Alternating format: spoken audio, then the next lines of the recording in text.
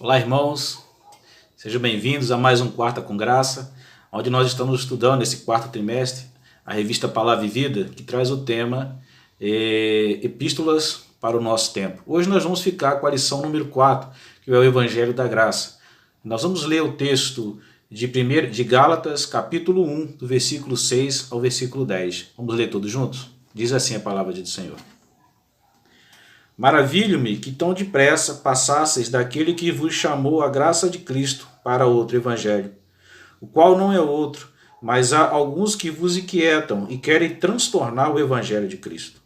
Mas, ainda que nós mesmos, ou um anjo do céu, vos anuncie outro evangelho, além do que já vos tenho dito, anunciado, seja anátema. Assim, como já vô-la dissemos, agora de novo também vô-lo digo, se alguém vos anunciar outro evangelho, além do que já recebeste, seja anátema. Porque persuado eu agora homens ou a Deus? Ou procuro agradar a homens? Se estivesse ainda agradando aos homens, não seria servo de Cristo. Amém? Irmãos, Paulo é o autor dessa epístola destinada às igrejas ao sul da Galácia.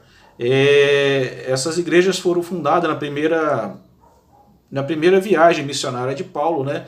E aí Paulo então ele funda algumas igrejas. E agora nós estamos deparando com um problema doutrinário dentro das igrejas, né? Não foi destinado somente a uma igreja, mas às igrejas ali da Galácia.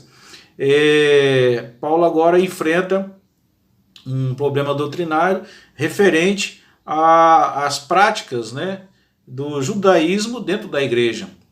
Paulo prega o evangelho da graça e isso trouxe a ele uma grande surpresa, porque tão depressa, né, tão rápido, as igrejas então elas se voltaram para um outro evangelho que não é o evangelho que Paulo pregava, que é o evangelho da graça. Né? Isso devido a alguns judeus, né, alguns líderes judeus que se converteram ao cristianismo e devido a essa raiz, né, judaica de cumprir a lei, estavam exigindo que os novos convertidos ao cristianismo também tivessem que guardar toda a lei, né, abrindo assim espaço para o legalismo. Né?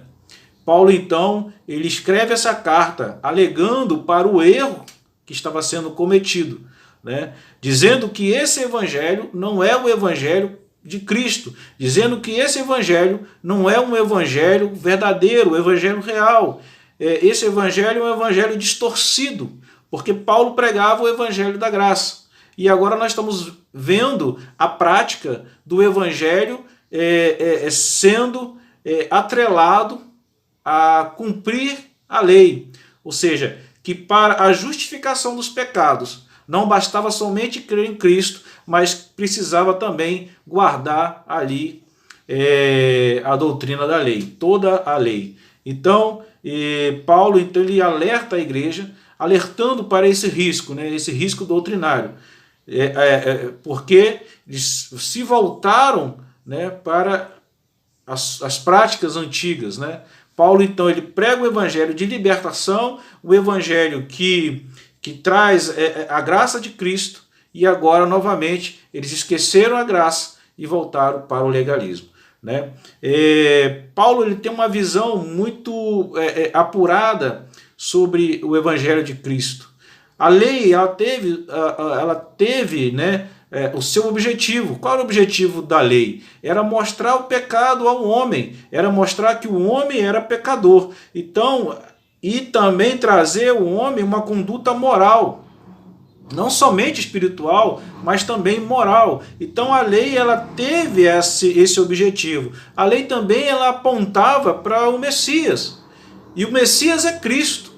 E uma vez que Cristo veio, e uma vez que se cumpriu ali o que estava escrito na lei, que era a vinda do Messias, porque a lei apontava para o Messias, não havia mais obrigação de se cumprir a lei, porque agora Cristo já estava entre nós, Cristo já estava entre eles, né? Cristo já tinha vindo, então a lei se cumpriu, e o que ficou agora era realmente cumprir o evangelho de Cristo, que é o evangelho da graça. Então, quando Paulo ele se depara com esse desvio doutrinário, ele escreve essa carta preocupado, né, tentando resgatar novamente o evangelho da graça, que é o evangelho que transforma as vidas e tira as vidas de uma opressão a qual eles viviam, né, e dá a eles uma liberdade que a graça nos concede. A graça nos traz liberdade, né? E agora eu vejo, e isso não está somente, não ficou restrito somente àquele tempo. Nós estamos vendo hoje a mesma coisa se repetir. As pessoas se desviam do evangelho de Cristo para acrescentar a esse evangelho outras coisas, outros rituais, outros sacrifícios, e anulando o sacrifício principal, que é o sacrifício na cruz, o sacrifício de Cristo na cruz. Cruz essa que Jesus então se entregou por nós, por causa dos nossos pecados, e nos justificou através do seu sacrifício, através do seu sangue derramado na cruz. Quando nós acrescentamos algo a esse sacrifício, nós anulamos o sacrifício de Cristo. Quando nós acrescentamos algo mais a esse ato de Jesus na cruz, nós abolimos e nós anulamos tudo aquilo que aconteceu na vida de Jesus, para que nós pudéssemos ser justificados dos nossos pecados através do seu sangue derramado na cruz, né? Então, isso se repete nos dias de hoje. O que aconteceu às igrejas lá da Galácia, nós podemos ver dentro do nosso evangelho hoje, né? Isso acontece novamente. E Paulo ele tinha uma visão bastante apurada a respeito disso, né? Ele, como era um judeu fervoroso, ele era um judeu que guardava a lei, e depois que ele teve um encontro com Cristo, e ele deixa isso bem claro àqueles que colocavam em xeque, né, a sua autoridade como apóstolo, ele diz que ele próprio foi chamado por Cristo para ser apóstolo.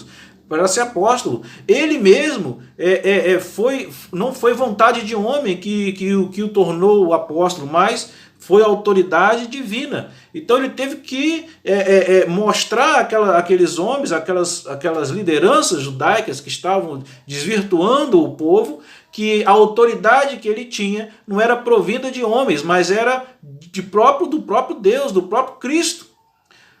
Então a autoridade que ele tinha é a autoridade dada pelo próprio Cristo, e foi dado a ele, né, a missão de pregar o evangelho aos gentios, de pregar o evangelho aos não-judeus. E assim ele faz. E ele, em suas viagens missionárias, ele abre igrejas e ele leva o evangelho da graça, o evangelho de libertação. Por que eu digo o evangelho de libertação? Né? Nós precisamos entender o seguinte ponto. A lei, ela teve, né, realmente o seu objetivo, né? O objetivo da lei era aquilo, como eu disse, era mostrar o pecado do homem, era mostrar ao homem, né, o caminho errado que ele estava tomando. E também ela apontava para Cristo Jesus, para o Messias. E esse Messias era Cristo Jesus. E aí, com a vinda de Cristo, cumpre-se então o que estava escrito nas profecias. Cumpre o que a lei determinava, que era a vinda do Messias, né? Então, quando Jesus vem, a lei já não precisa ser mais cumprida, porque Jesus agora é a própria lei. Jesus agora nos traz o evangelho da graça, o evangelho da libertação.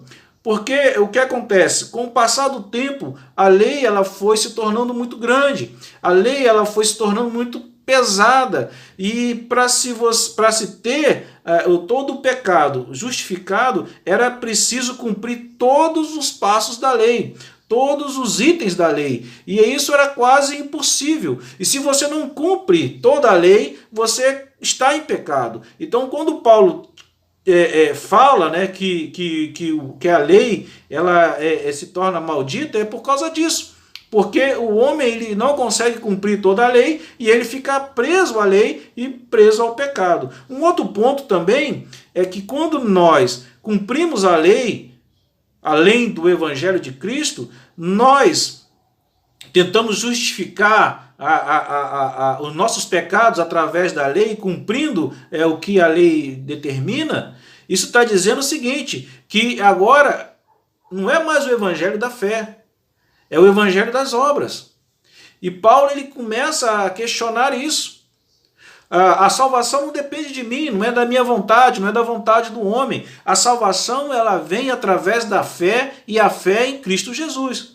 É essa transformação que precisa haver em mim. E essa transformação só acontece quando eu tenho fé em Cristo Jesus. É essa fé em Cristo Jesus que me traz a salvação, que justifica os meus pecados. Não é minhas obras, não é pelas obras. Nós não somos salvos, nossos pecados não são justificados pelas obras, mas nós somos justificados pela fé em Cristo Jesus, que cumpriu em meu lugar e em seu lugar o sacrifício da cruz. Levou sobre ele todos os nossos pecados. Então, essa é a diferença entre a lei e o evangelho da graça. Um outro ponto interessante que Paulo também traz para nós é que o evangelho da graça é o evangelho de liberdade. Irmãos, o evangelho da graça ele nos traz liberdade. Ele tira de nós a opressão do pecado, porque agora nós temos a certeza que o pecado foi pago por Cristo Jesus na cruz, e através do sacrifício de Jesus, eu não sou mais um pecador condenado. Claro, nós cometemos pecados, mas hoje nós temos a consciência desses pecados, e nós pedimos perdão a Deus, a Cristo Jesus, e através do sacrifício de Cristo, Ele nos perdoa. Através do sacrifício de Cristo, nós somos justificados. Então esse evangelho é um evangelho que nos traz essa liberdade de saber que o preço já foi pago, que o sacrifício já foi pago, um sacrifício que eu não teria condições de realizar, mas Cristo, com sangue imaculado, puro, sem cometer nenhum pecado, pagou por mim. E é esse evangelho que Paulo prega às igrejas, né? E ao longo da história da igreja, nós vamos vendo que a igreja ela sofreu, e ela sofre ainda hoje, muita influência de ideologias, de uma religiosidade, né, de sacrifícios que acabam anulando, né, o sacrifício de Cristo. E nós precisamos ter isso em mente e ter este cuidado, né, que nós precisamos estar atentos ao evangelho da graça, ao evangelho que justifica os nossos pecados, o evangelho que nos traz a salvação, o evangelho que nos traz a liberdade, né? Isso é importante que nós precisamos entender. Então Paulo ele chama a atenção da igreja para que ela fique atenta, né, a esses erros que estavam sendo ensinados, essa doutrina que estava sendo ensinada através dos judeus que haviam se convertido, né? E situação até que trouxe um certo conflito entre Paulo e Pedro, né? O Pedro, o grande apóstolo, um dos pilares da igreja, em um determinado momento, ele estava ali com a igreja dos gentios, né, junto com Paulo, e comia com eles e conversava com eles, mas quando ele soube que os apóstolos, né, que outros líderes da igreja, que eram judeus, viriam estar com eles, ele então se desvia, ele então se isola e fica longe dos gentios, né, com medo da reação dos judeus, né? Então Paulo chama a atenção de